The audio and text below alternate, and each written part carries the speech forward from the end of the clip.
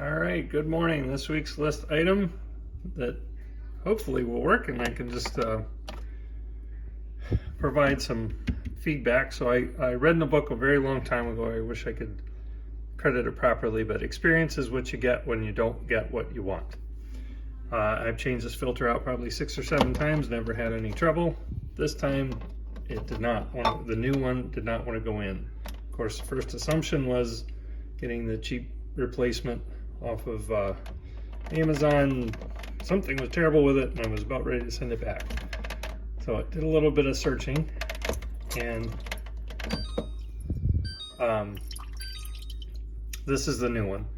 So what I found when I was going to put the new one in, you see those little tabs in there, those are supposed to be oriented horizontally, and as you can see, these already aren't. The trick that I learned from somebody else, this is not my invention, the only contribution I can give is they mentioned filing these off. So this was the old filter. I just used a razor knife, probably a lot easier, and then took the O-rings off as well. And what's happening there is there's a couple little tabs that have to go into there, and you just get it to where it's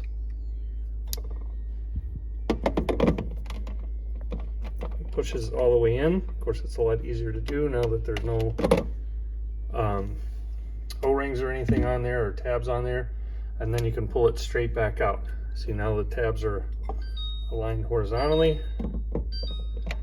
Anybody that has one of these refrigerators, that is a very common sound, so I'm not going to bother to apologize. This lets it get all the way back up in there. And there you go. Done.